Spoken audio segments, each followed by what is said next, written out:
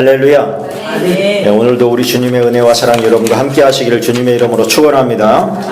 오늘은 숨겨진 영웅 시리즈 31번째 시간인데 31번째 시간을 가려다가 마음에 다른 영웅을 준비하다가 복습하라는 그런 마음의 감동이 자꾸만 오는 거예요.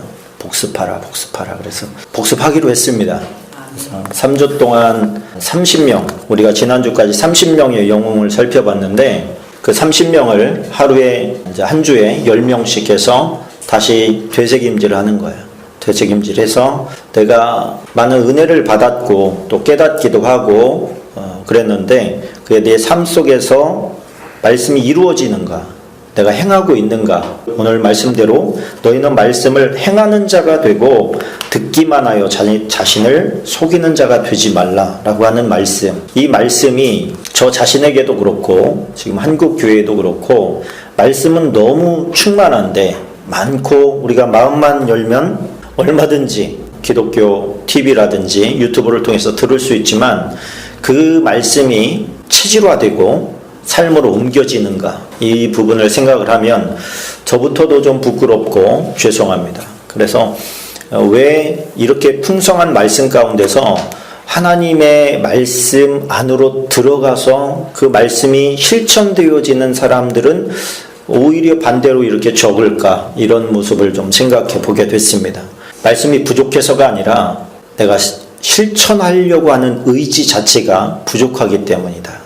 성령께서 도와주시지 않은 게 아니라 내 의지가 부족하기 때문에 깨닫고 나서도, 소위 은혜 받고 나서도 삶에 진도가 안 나가고 변화가 없는 것이다. 그런 깨달음이 와서 조금 다시 한번 리뷰해야 되겠다, 그런 생각이 들었습니다. 분당 우리 교회 이찬수 목사님이 예전에 하신 설교 중에서 그런 말씀을 하는 걸 들었어요.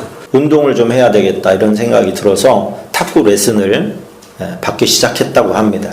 그러니까 아주 유명한 그 코치님에게 이제 레슨을 받는데 처음에는 뭐 공이 넘어가는 듯 안 넘어가는 듯 뭐 자꾸 옆으로 세기도 하고 그랬는데 어느 정도 하다 보니까 이제는 코치가 공을 주는 거를 다 받아 넘길 수 있게 됐다는 거예요. 그래서 이제 자기가 생각해도, 본인이 생각해도 흐뭇하더랍니다.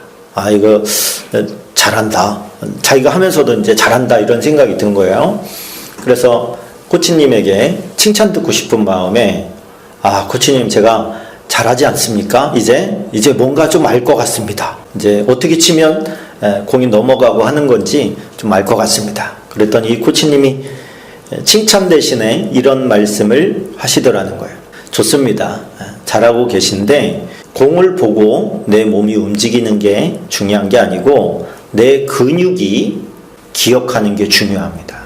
그런 중요한 말을 해주더라는 거예요. 그게 이해가 안 되더래요. 근육이 기억을 한다는 게 무슨 말이냐? 근육이 어떻게 기억을 하지?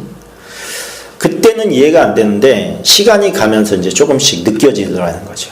그게 뭐냐면 탁구공은 속도가 엄청납니다. 그죠? 속도가 엄청나서 공이 이쪽으로 오네? 그러고 움직이려고 하면 벌써 지나가 버리는 거예요. 초보 때나 띡똑띡똑 하지 선수들 보면 정말 번개처럼 움직입니다. 공이 막 팍팍팍 이렇게 움직이는데 그걸 어떻게 그걸 막고 넘기고 막 이렇게 하는지 몰라요, 우리는. 그런데 계속해서 반복 훈련을 하다 보니까 근육이 기억을 하는 겁니다. 저 사람의 몸동작과 라켓의 각도를 보면 그 공이 어느 쪽으로 오는지를 알아요, 나중에는. 그러니까 몸이 이미 그쪽으로 가 있는 거예요. 그러니까 그 엄청난 속도도 받아 넘기고 넘길 뿐만 아니라 공격까지 할 수 있는 것이죠. 그게 바로 몸이, 근육이 기억하는 겁니다. 그런 거예요. 우리가 하나님의 말씀을 들을 때에 깨닫는 말씀이 우리 안에 듣고 행하지 않기 때문에 쓸데없다, 이렇게라고 생각하기보다는 그 말씀이 우리 안에 계속해서 축적되는 거죠.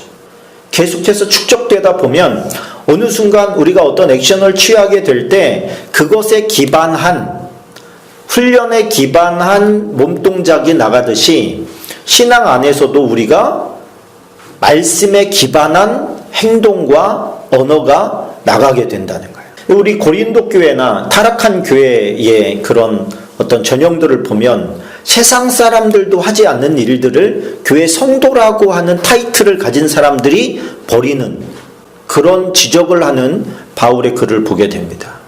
너네가 어떻게 세상 사람들도 하지 않는 짓거리를 하냐, 이런 것이죠. 바울이 초서두에 뭐라고 하냐면 너희는 거룩한 하나님의 백성이다. 그리스도의 입은 은혜를 입은 존재들이다. 하나님의 자녀들이다. 이렇게 아예 딱 선포를 해놓고 들어가는 거예요. 그리고 너희들은 결국에는 하나님의 거룩한 존재들이 될 것이다. 이렇게 이야기를 하는 겁니다. 그러나 우리는 그 과정 가운데 있는 것이죠.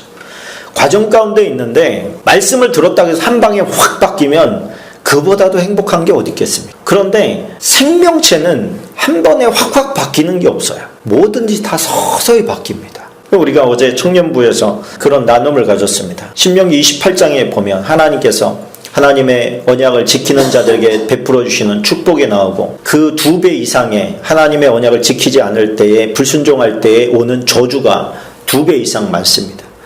너희들이 이것을 나와 계약하겠느냐? 그래서 백성들이 아멘 하지요. 계약하겠습니다. 그래서 계약이 이루어집니다. 그래서 하나님의 말씀대로 살아가는 자들에게는 하나님께서 약속된 축복을 주시지요. 그러나 그 말씀에 위배된 자들은 하나님께서 저주를 주시지요. 그런데 이것이 한 방에 파박 이루어지는 게 아니에요. 내가 오늘 말씀을 순종했더니 오늘 저녁에 하나님께서 무한한 축복이 부어지더라, 이런 게 아니라는 말이죠. 서서히 이루어지는 거예요. 축복도 서서히 가는 것이고 저주도 서서히 가는 거예요. 그래서 우리가 죄를 짓고도 하나님의 심판이 임하지 않네, 이렇게 착각할 수가 있고, 우리가 선을 하고 기도를 함에도 불구하고 하나님께서 안 들어주시네, 이런 착각이 거기에서 오는 겁니다. 하나님의 말씀은 천천히 이루어지기 때문에. 왜 그러느냐? 다지기 위해서요. 다지기 위해서. 죄악에서는 회개할 시간을 주기 위해서 그런 거예요. 하나님의 말씀이 우리 안에서 체질화되어지고 그냥 말씀대로 살아가는 것이 어렵지 않게 부딪힘 없이 그냥 당연하듯 순종하게 되려면 어떻게 해야 됩니까? 그게 우리 안에 축적돼야 된다는 거예요. 하나님의 말씀이 축적되고 우리의 결심과 결단이 계속 모아져야 돼요. 그 축복이 오늘 여러분에게 있기를 축원합니다. 오늘 10명의 이제 영웅들을 가느라고 시간이 좀 촉박합니다만 여러분들이 잘 들으시고 또 한번 결심하는 시간이 되었으면 좋겠습니다. 우리가 숨겨진 영웅 첫 번째로 다뤘던 사람이 나아만의 여종이었습니다. 나아만의 여종은 아람의 막 주변국에 번성하는 확장 정책을 지금 당해서 북이스라엘에 와가지고 끌려간 그런 존재입니다. 그의 식구들이 살았는지 죽었는지도 모르고 마을은 쑥대밭이 됐을 거예요. 그런 걸 생각하면 이 나아만의 여종은 상처투성이에요. 그 자기의 민족과 또 마을과 집안을 초토화시킨 그 장본인이 나아만입니다. 칼만 있으면 늘 죽이고 싶지 않겠습니까? 그럼에도 불구하고 그 문둥병에 걸린 그 나아만의 모습을 보면서 측은지심이 들었어요. 문둥병에 걸려버리니까 자기가 사랑하는 아내를 안아줄 수도 없고, 자기가 그렇게 귀하게 여기는 자식을 한번 안아줄 수도 없고, 식사 자리에서 같이 밥 한 번 먹을 수 없는, 그가 모든 것을 가진 듯 보였으나 절대 고독할 수밖에 없는 그 외딴 곳에서 혼자 외로이 갇혀 있는 듯 살아갈 수밖에 없는 그의 모습을 보면서 그 아람 제국을 확장시킨 최고의 영웅이지만 빈껍데기인 거예요. 고독한 거예요. 그 남편을 바라보고 있는 그 나아만의 아내의 종이잖아요, 이 여종이. 그러다 보니까 그 부인의, 남편을 바라보는 그 부인의 마음도 다 읽혀졌을 겁니다. 눈물로 세월을 보내는 모습, 그런 모습을 지켜보면서 저 사람이 나에게 행한 것이 너무 잔인하고 아프지만, 내 안에 이렇게 큰 상처를 남겼지만 그럼에도 불구하고 저 사람이 고침받았으면 좋겠다, 이런 생각이 들어간 것이죠. 그렇게 되니까 그 부인에게 우리 마을에는 엘리사라고 하는 선지자가 있습니다. 하나님의 사람입니다. 그 사람이 기도하면 낫습니다. 이런 정보를 제공해 주는 거예요. 원수에게 생명의 말씀을 전하는 것이죠. 그렇게 되었을 때 그가 결국에는 고침을 받고 회복이 되어집니다. 회복되어서 나중에 다시 이스라엘을 쳐들어오기는 하지만 그 모든 역사의 그 수레바퀴는 하나님께서 돌리시는 것이지요. 그러나 우리가 그 역사의 수레바퀴 가운데 한 부분을 감당하는 거예요. 이 어린 여종이 믿는 하나님, 그 하나님과 우리가 지금 믿는 하나님이 다르지 않습니다. 그 하나님께서는 그 여종의 마음도 치료하셨고 그 곁에 있는 사람도 그로 말미암아 치료되는 그런 역사의 통로로, 도구로 쓰임받는 모습을 우리가 보게 됩니다. 그 모습을 통해서 우리 안에 내재되어진, 우리 안에 크면서 생각하면서 우리가 기도할 때 하나님께서 우리 안에 있는 상처들을 보게 하실 때가 있습니다. 그 보게 하시는 이유는 뭐냐면 그것을 내가 지금 너를 고치기를 원한다, 그런 거예요. 너도 모르는 상처, 그것 때문에 네 잠재의식 속에 네 안에 분노가 있는 걸 내가 안다. 네 안에 폭력성이 있는 걸 안다. 네 안에 불평과 불만이 가득해서 행복하지 못한 삶을 살아간다는 것을 내가 안다. 너 과거에 그런 것들이 있는데 내 그런 부분들을 좀 고쳐내고 뽑아내고 꼬매주기를 원합니다. 그런 것이 언제 오냐? 기도할 때 옵니다. 할렐루야. 기도할 때 하나님께서 깨닫게 하시고 말씀을 보면서 이입이 되는 거예요. 거기에 나온 그 인물과 나의 모습이 이입이 되면서 이 사람은 하나님께서 이렇게 고치셨구나, 이렇게 회복시키셨구나, 하나님 앞에 내려가서 무릎을 꿇고 간구할 때 하나님께서 이렇게 해결을 해주셨구나. 그렇다면 그 얘기는 내 얘기인 거예요. 너도 그렇게 하라는 거예요. 그렇게 하라고 매뉴얼로 남겨놓은 거예요. 왜? 하나님께서는 우리가 행복하게 살기를 원하시기 때문에 그렇습니다. 내가 행복하기를 하나님보다 더 간절히 원하는 분은 없습니다. 그런데 우리의 육신의 부모는 한계가 있지요. 도움의 한계가 있습니다. 그러나 하나님은 한계가 없으신 분이에요. 얼마든지 치료하시고도 남음이 있는 분인 줄로 믿습니다. 두 번째는 오바댜입니다. 우리가 숨겨진 영웅 두 번째로 오바댜를 나눴었는데 이 오바댜는 어떤 사람이었습니까? 아하방, 포악한 아하방, 이세벨에게 사주를 받아 이 꼭두각시처럼 살아가는 이 아하방, 그 아하방 밑에서 어떻게 보면 비굴하게 거기에서 직장 생활을 하는 것이지요. 그러면서도 하나님의 사람 100명을 50명씩 굴에 숨겨놓고 자기가 그렇게 비굴하게 그 사람 밑에서 복종하면서 벌어들인 그 소득을 가지고 올인해서 그들을 먹여 살리는 데 다 투자합니다. 하나님께서 그를 너무나도 귀하게 여기셔서 그를 칭찬하는 모습이 성경에 많이 있습니다. 그게 열왕기상 18장에 나와 있는데 18장 12절 13절에 보니까 내가 당신을 떠나간 후에 여호와의 영이 내가 알지 못하는 곳으로 당신을 이끌어가리니 내가 가서 아합에게 말하였다가 그가 당신을 찾지 못하면 내가 죽임을 당하리이다. 당신의 종은 어려서부터 여호와를 경외하는 자라. 이세벨이 여호와의 선지자들을 죽일 때 내가 여호와의 선지자 중에 100명을 50명씩 굴에 숨기고 떡과 물로 먹인 일이 내 주에게 들리지 아니하였나이까. 자, 이 사람은 내가 죽임을 당하리이다. 계속해서 그 뒤에서 나오는 말들을 보면 이 사람은 두려움을 가진 사람이었어요. 나는 죽으면 죽어. 까짓건 한 번 사는 인생이지. 이런 태도가 아니라 죽음에 대한 그런 공포. 내가 죽으면 우리 가족들 어떻게 하지? 내가 지금 케어해야 될 100명의 선지자들은 어떻게 하지? 이런 어떤 마음의 두려움이 있었어요. 그럼에도 불구하고 그런 연약함을 가지고도 옳은 일을 하는 거, 그게 용기다. 그런 말씀을 드렸습니다.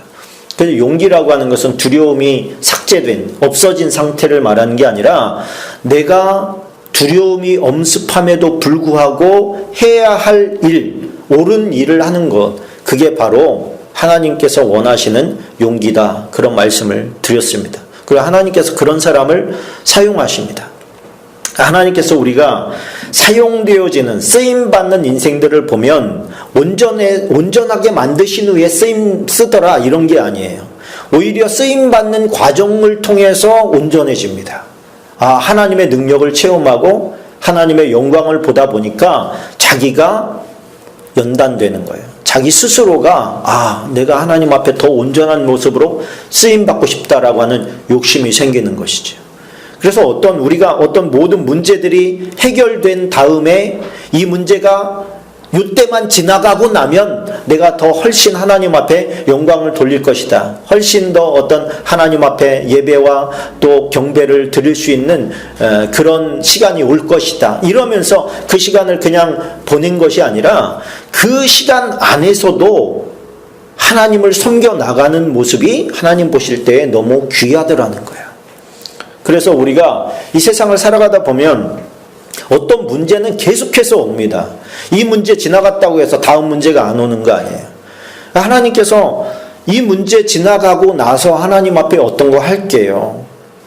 이렇게 하지 말고 지금 있는 상황 가운데서 하나님 앞에 영광을 돌릴 수 있는, 또 내가 해야 할 수 있는 일을 하는 것. 그것이 이 시대를 살아가는 저와 여러분에게 요청하는 하나님의 부르심이다. 그렇게 말씀을 드렸었습니다. 그래서 우리의 삶의 모습이 구질구질하다. 이게 내가 이렇게 정말 밑에서 이렇게 살면서 내가 진짜 살아야 되냐? 내가 이렇게 하면서 내가 직장생활을 해야 되냐? 이런 생각 들어도 하나님께서 그곳에 있게 하심으로 말미암아서 하나님의 원하시는, 하고자 하시는 일들을 내가 해낼 수 있는 그런 성숙한 사람들이 되시기를 축원합니다. 세 번째로는 엘닷과 메닷에 대해서 우리가 이야기를 나눴었습니다. 민수기에 가보면 11장 16절, 25절, 26절에 보면 이런 말씀이 있습니다. 여호와께서 모세에게 이르시되 이스라엘 노인 중에 내가 알기로 백성의 장로와 지도자가 될 만한 자 70명을 모아 내게 데리고 와 회막에 이르러 거기서 너와 함께 서게 하라. 여호와께서 구름 가운데 강림하사 모세에게 말씀하시고 그에게 임한 영을 70 장로에게도 임하게 하시니 영이 임하신 때에 그들이 예언을 하다가 다시는 하지 아니하였더라. 그 기명된 자 중 엘닷이라 하는 자와 메닷이라 하는 자 두 사람이 진영에 머물고 장막에 나아가지 아니하였으나 그들에게도 영이 임하였으므로 진영에서 예언한지라. 자, 여기서 나오는 엘닷과 메닷이라고 하는 사람이 왜 영웅인가 그런 말씀을 드렸었습니다. 이스라엘이 200만 명이 출애굽했습니다. 200만 명인데 지도자는 한 명이에요. 모세. 그래봐야 아론. 이 정도입니다. 그러니 그 많은 인원을 어떻게 통솔하겠습니까? 이 문제를 가지고 죽을 만큼 힘들었어요, 모세가. 그래서 하나님 앞에 토로합니다. 하나님, 너무 힘듭니다. 나 혼자 이 인원을 감당하기가 너무 힘듭니다. 그렇게 하나님 앞에 토로했더니 하나님께서 70명을 세워라. 그렇게 이제 말을 하는 거예요. 70명을 데리고 와라. 그래서 각 지파에게 너희 지파에서 6명씩 데리고 와라. 그랬더니 72명이 된 거예요.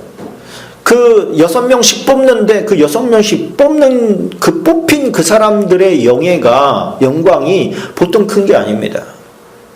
그런데 다 모아놓고 보니까 72명이네 이렇게 된 거예요. 하나님께서는 70명만 오라고 했는데 72명이네. 당신들 중에 2명이 좀 돌아가야 되겠습니다. 누가 가고 싶어요? 하나님의 성령이 임한다는데 모세와 같은 성령이 모세에게 임했던 성령이 그들에게도 임한다는데 누가 가고 싶냐는 말이에요. 그 뽑혀서 그 자리에 온 것만 해도 엄청난 영예요. 그런 기회가 없는데 누가 가고 싶냐고. 그런데 하나님의 말씀에는 70명만 세우겠다고 하니 어쩔 수 없이 2명이 돌아가야 되는데 그 2명이 포기한 것이 엘닷과 메닷입니다. 우리의 영예보다 하나님의 말씀이 이루어지는 것이 더 중요하다. 그래서 돌아간 거예요. 돌아갔는데 하나님의 영이 성령께서 임하실 때에 그들은 진중으로 돌아왔는데도 불구하고 그 진에서 성령이 임하니까 그들이 함께 예언을 하더라. 성령이 충만해지더라. 그런 이야기를 하는 것입니다. 그래서 우리가 드러나는 사람, 그 70명은 드러나는 사람에 이제 속한 거예요. 그런데 그 드러나는 사람 70명은 성경에 이름이 없습니다. 그냥 70명인 거예요. 그러나 하나님의 영광과 또 말씀의 성취를 위해서 포기하고 자기 집으로 돌아갔던 엘닷과 메삿은 하나님께서 기억하셔서 그 이름을 기록해 놓은 거예요. 그러니까 우리가 드러나는 자리, 인정받는 자리, 어떤 두각을 나타나는 자리, 이런 자리만 우리가 추구할 것은 아니라는 거예요. 그건 사람들에게는 인정받을 수 있지만 하나님께 인정받는 문제는 또 다른 문제입니다. 그들은 60만 나누기 70이면 8571대 1인 거예요. 한 9,000명 중에서 한 명 뽑혀서 오는 건데 이것을 나라면 포기할 수 있을까? 이렇게 귀한 선택을 받았는데 나라면 이것을 포기하고 그래 나는 포기합니다. 하나님의 말씀이 더 중요하지요. 그러고서 포기할 수 있을까? 그러기 참 힘들었을 것 같습니다. 그래서 여기에서 두 가지 교훈이 있어요. 뭐냐면은 드러나지 않게 희생하고 수고하고 애쓰는 그것은 사람은 모를 수 있지만 하나님께서는 다 기억하고 계신다는 거예요. 이 당연한 진리를 하나님께서는 엘닷과 메삿을 통해서 우리에게 보여줬습니다. 그래서 우리가 오른손이 하는 거 왼손이 모르게 하는 것이 왜 중요하냐면 하나님 앞에서만 해 그런 거예요. 왜 골방에 들어가서 문을 닫고 기도를 하라고 하는 거냐면 하나님만 염두에 둬 그런 거예요.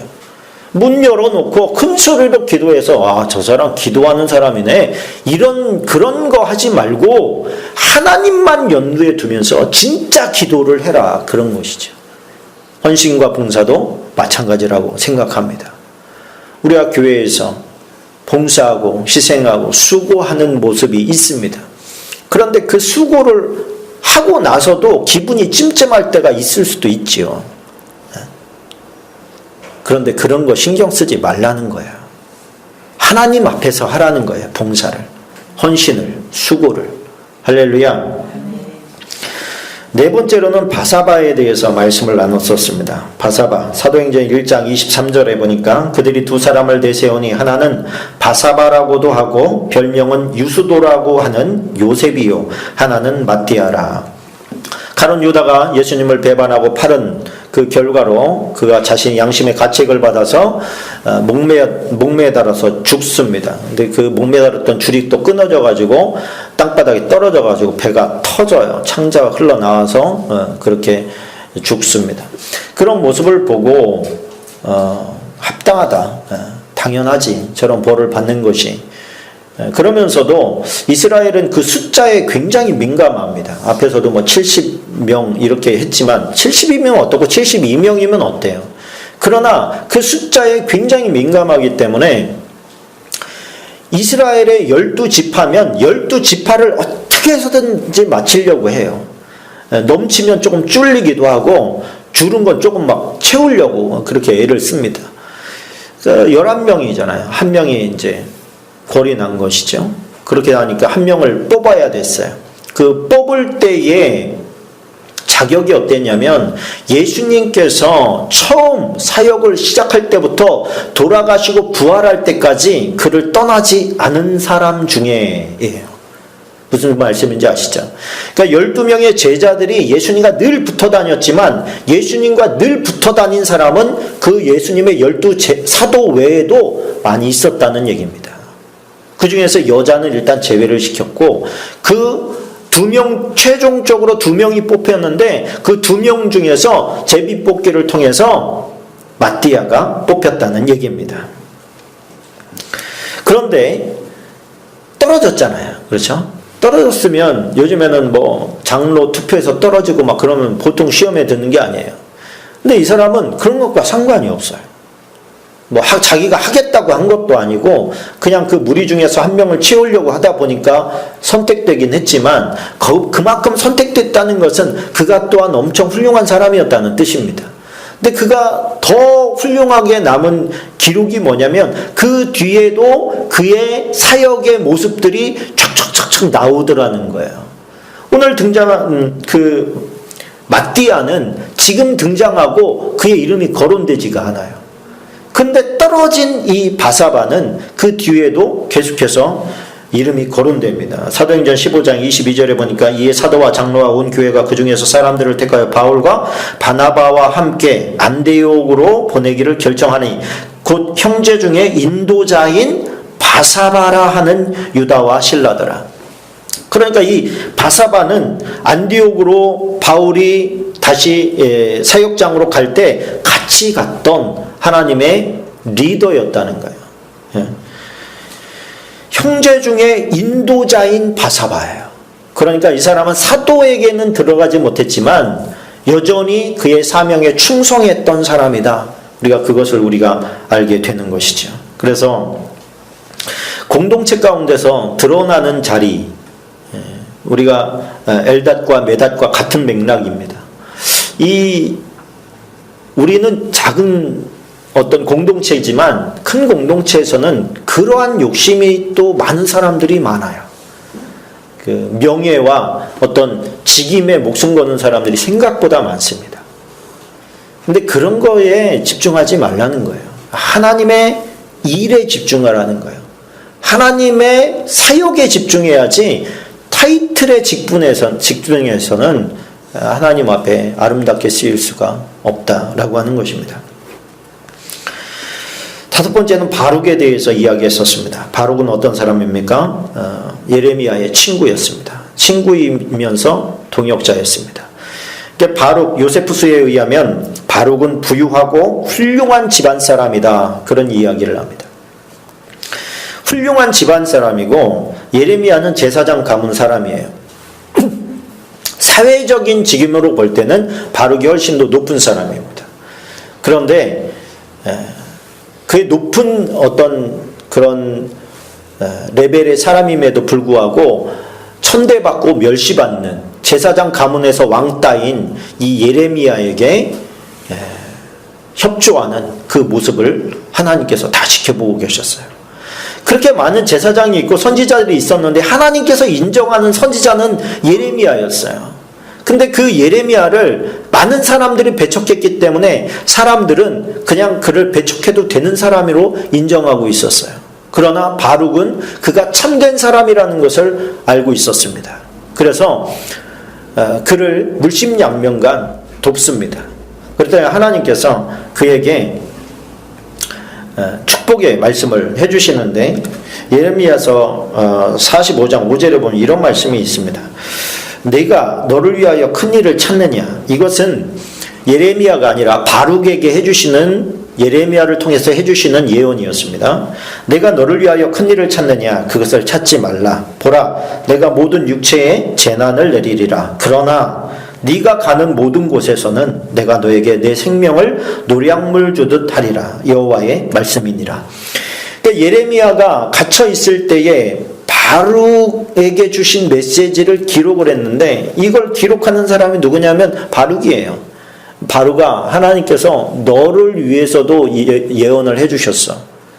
너를 위해서 한 예언은 이거야. 그러면서 해주시는데 바룩의 상황 입장에서는 속상한 거였어요. 뭐냐면 바룩은 훌륭한 사람, 훌륭한 집안의 사람이라고 했잖아요. 잘 준비했습니다. 너를 큰 일을 하려고, 위대한 일을 하려고, 이 나라를 위해서, 국가를 위해서 큰 일을 하려고 잘 준비했어요. 근데 하나님께서 뭐라고 하냐면 너 큰 일을 준비하고 있는 거 포기해라는 거예요. 왜? 이 나라는 희망이 없다는 거예요. 이 나라는 하나님께서 벌하기로 작정했으니 너는 네가 계획한 그 큰 일을 포기하라는 거예요. 얼마나 힘들었을까요? 자기가 평생 동안 준비한 게 하나님께서 단 한마디로 포기하라는 거예요. 소용없다는 거예요. 그 길 내가 허락지 않는다는 거예요. 여러분, 하나님은 영원히 사시지만 인생은 한 번뿐이잖아요. 그럼 우리는 평생 동안 준비한 것을 포기하라. 그러면 얼마나 이게 힘들겠습니까? 마음이 어렵겠습니까? 근데 어떻게 해요? 방법이 없는 걸 포기합니다.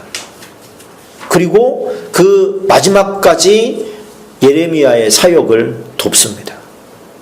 하나님이 약속한 건 뭐냐면 이 나라를 멸하고 백성들을 멸할 때 너는 내가 건져놓겠다. 너는 내게 있어서 소중하다. 나의 노략물처럼 귀하다. 전쟁에서 내가 노력해서 뺏은 것, 그 당시에는 전쟁에 나가는 목적이 두 가지였는데 나라를 지킨다. 이것이 뭐 첫 번째이긴 하지만 두 번째는 뭐냐면 내 재산을 많게 만들려고 내 생명을 담보로 전쟁에서 내 재산을 넘치게 하는 게 뭐냐면 노략물이에요. 노략물. 그리고 노략물은 보통 잘 간수하는 게 아니에요. 왜? 이것 때문에 내가 왔는데 이것이 있어야 우리 가문이 사는데 그런 거죠. 내가 너를 보물처럼 내가 너를 잘 보살필 거야. 내가 너를 책임질 거야. 그런 거예요. 그래서 우리가 더 사회적인 직분이 큰데 예레미야의 조수로 동역자지만 어떻게 보면 사람들이 볼 때는 너가 왜 거기 가가지고 예레미야의 종노릇을 하고 있냐 이렇게 볼 수 있는 거거든요. 근데 그런 거에 여의치 않고 그가 하나님 앞에서 올바른 사람이라는 것을 알기 때문에 자기의 지위와 상관없이 준비됨과 상관없이 어떻게 보면 보잘것없어 보이는 예레미야의 서신을 받아 적어서 감옥에 있는 서신을 감옥에서 불러주는 서신을 받아 적어서 왕에게 전달하는 전달자의 사명에 불과하지만 그것에 집중했던 그 모습, 그 마음을 하나님께서 보시고 그를 책임지시는 모습을 우리가 보게 됩니다. 그래서 우리가 작은 일이라 할지라도 하나님께서 기뻐하시는 일이면 그것을 택할 수 있는 사람이 되라. 그런 말씀을 드렸습니다. 여섯 번째는 가이오였습니다. 가이오. 사도 중에서 마지막까지 살아남은 사람은 사도 요한이었습니다. 이 가이오에 대해서 편지를 쓴 게 요한 3서인데 그 요한 3서는 AD 90년에서 100년 사이에 기록이 되었습니다. 사도들은 이제 다 죽었고 마지막 한 명 남은 그 요한을 보기 위해서 정말 먼 곳에서 오는 사람들이 있었습니다. 그 요한이 집례하는 한 번의 예배에 참석하고 싶어서 그 삼지사방에서 정말 먼 거리에서 오는 사람들이 있었어요.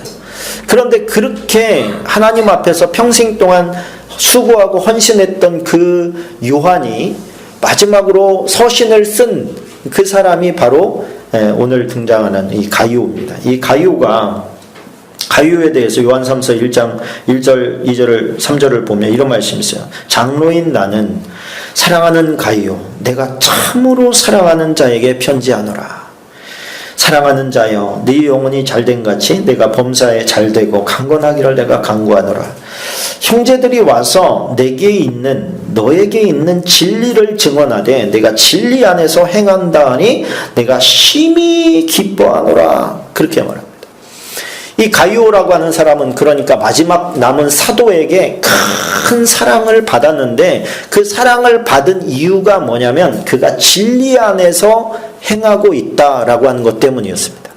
진리 안에서 행하고 있다라고 하는 게 뭐냐면 그 당시에 말씀을 들고 사도 바울이 주는 말씀, 사도들의 말씀을 가지고 그 말씀을 전하기 위해서 삼지사방으로 뛰어다니던 복음 사역자들이 있었습니다. 근데 그 복음 사역자들이 가서 어느 지역에 가면 묵을 곳이 없잖아요.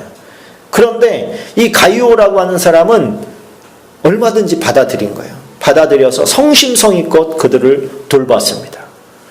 그 가이오라고 하는 사람과 대조되는 사람이 데메드리오라고 하는 사람이에요. 이 사람은 야 너희들 말이야 그 복음 전도자들 더 이상 받지 마. 자기 작은 교회의 담임이었던 것 같아요.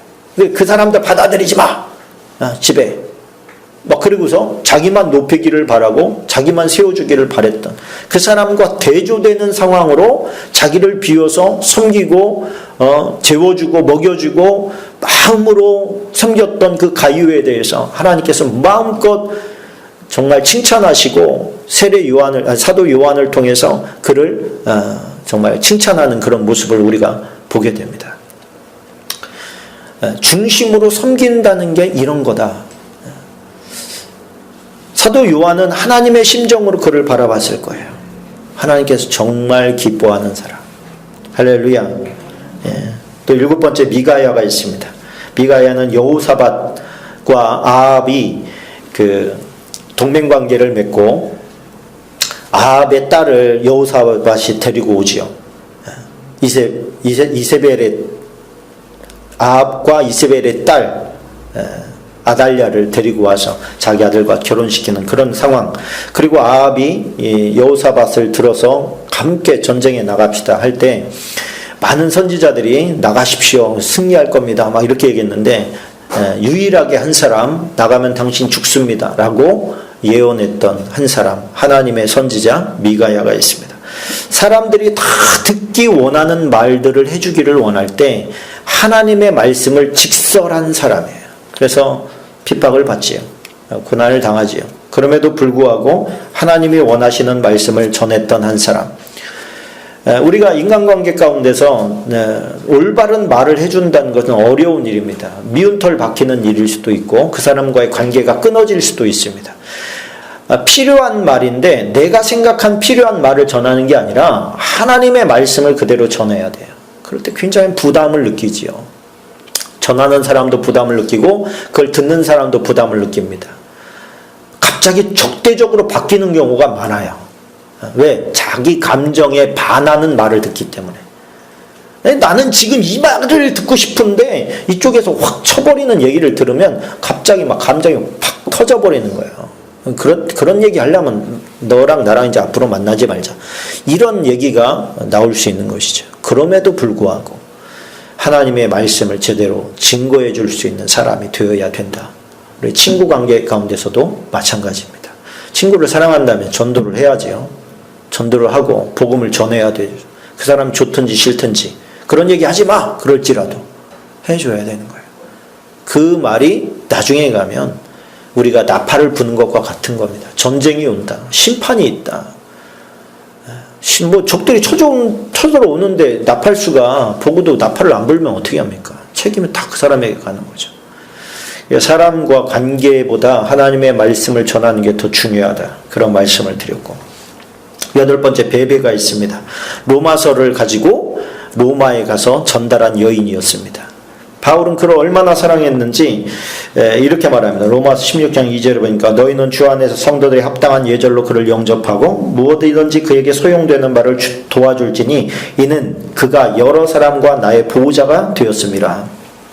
여러 사람과 바울의 보호자가 되었다. 이 이야기는 무슨 얘기냐면 그가 모든 것을 들어서 하나님의 교회를 세우는데 그의 소용되는 말을 사용했다, 그런 뜻입니다.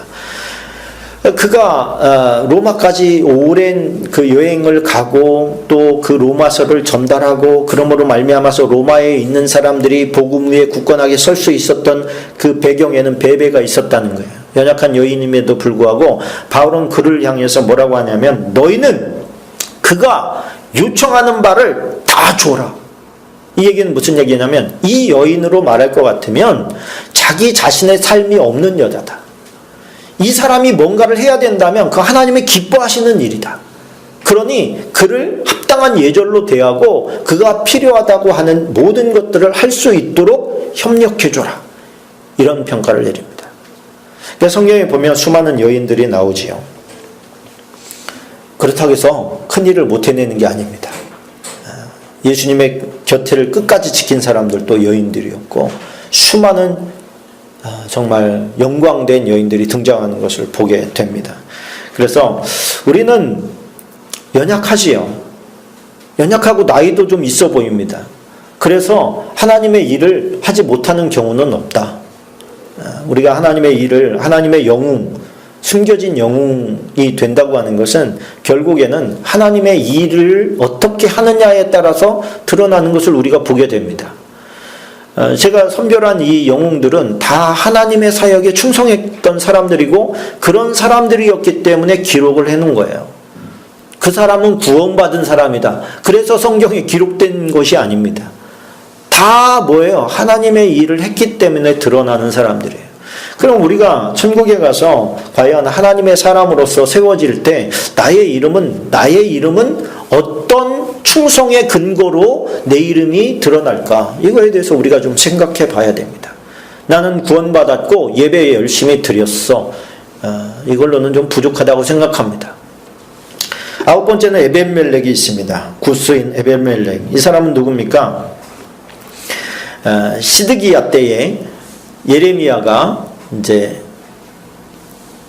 감옥에 갇혔을 때 그 사람들이 막 죽이려고 하고 물 없는 그 우물에다가 진흙탕 우물에다가 집어넣었을 때 그때 이 에벤멜렉이 나서서 왕에게 이야기를 하는 것이죠. 예레미야 38장 8절에 보니까 에벤멜렉이 왕궁에서 나와 왕께 아뢰어 이르되 내 주 왕이여 저 사람들이 선지자 예레미야에게 행한 모든 일은 악하나이다. 성중에 떡이 떨어졌거늘 그들이 그를 구덩이에 던져 넣었으니 그가 거기서 굶어 죽으리이다. 왕이 구스 사람 에벤멜렉에게 명령하여 이르되 너는 여기서 30명을 데리고 가서 선지자 예레미야가 죽기 전에 그를 구덩이에서 끌어내라. 그러니까 에벤멜렉은 그 넷이에요. 넷이에요. 그러니까 그 남성의 그 씨를 없애버리는 거 아닙니까? 그러다 보니까 선택받은 이스라엘 민족에게서는 넷이를 뽑을 수가 없어요. 그러다 보니까 외국에서 데리고 왔는데 그게 이제 구스인 이 에벤멜렉인 거예요. 그런데 왕에게 직언을 하고 있지 않습니까? 지금 왕을 책망하고 있는 거거든요. 줏대 없이 그러지 말라는 거예요. 예레미야가 가짜라는 거예요. 진짜라 말이야. 그런데 당신도 알지 않느냐? 왜 사람들의 여론에 떠밀려가지고 그를 죽게 하려고 하냐? 사람들이 하는 것은 지금 악한 짓이다. 이렇게 왕에게 직언을 하는 거예요. 왕인데 내시가 왕을 지금 타박하고 있는 거예요. 근데 하나님께서는 그 광경을 다 보고 계셨어요. 그래서 그도 역시 하나님의 예언을 듣게 됩니다. 예레미야 39장 18절에 보면 이런 말씀이 있어요. 내가 반드시 너를 구원할 것인즉, 이 에벤멜렉을 말하는 거예요. 내가 칼에 죽지 아니하고 내가 노량물같이 내 목숨을 얻을 것이니 이는 내가 나를 믿었음이라. 여호와의 말씀이니라. 자, 이 지금 예레미야를 하나님께서 살려주시고 그의 생명을 보존시켜 주신다는 약속과 더불어서 이 예레미야를 돕고 있는 주변 사람들도 지금 하나님께서 어떻게 하고 있냐면 다 책임지겠다는 거예요. 모험을 감수한 사람들입니다. 마지막으로 10번째 다메섹의 아나니아에 대해서 말씀을 나누겠습니다. 사도행전 22장 12절로 20절까지 보면 율법에 따라 경건한 사람하고 거기 사는 모든 유대인들에게 칭찬을 듣는 아나니아라는 이가 내게 와 곁에 서서 말하되 형제 사울아 다시 보라 하거늘 그를 즉시 쳐다보았노라. 자, 사울에 대해서 뭐라고 하냐면 형제 사울아 이렇게 말하는 거예요. 원수잖아요 지금. 그렇죠? 자기 동료들을 다 잡아 가두고 죽이고 하는 사람인데 그에게 와서 형제 사울아 라고 그의 정체성을 바꿔줍니다.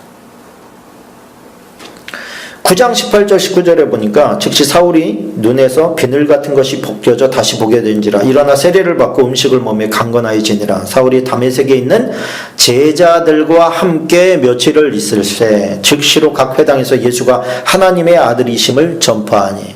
자, 여기에서 다메섹에 있는 제자들과 함께 며칠을 묵어요. 며칠이라고 하는 게 며칠인지는 모르겠어요. 그러나 며칠 동안 있으면서 제자들의 삶을 보는 거예요. 아나니아의 삶을 보는 거예요. 그 삶을 보면서 하나님을 섬기고 이 예수라고 하는 존재, 나에게 나타나셔서 네가 핍박하는 예수라라고 했던 그 하늘의 음성을 나에게 들려주신 그분은 진짜구나. 이걸 깨닫게 되면서 회심의 역사가 일어나게 됩니다. 그래서 우리가 아나니아를 나눌 때에 거기에서 핵심은 뭐였냐면 누가 내 원수에게 형제라 불러줄 수 있을 것인가 였어요. 내 고정관념을 탈피해서 내 감정 상태를 탈피해서 하나님의 시각으로 사람을 보고 그에게 다가가서 내 사람으로 내 형제로 불러줄 사람이 누구냐. 우리는 감정의 지배를 받습니다.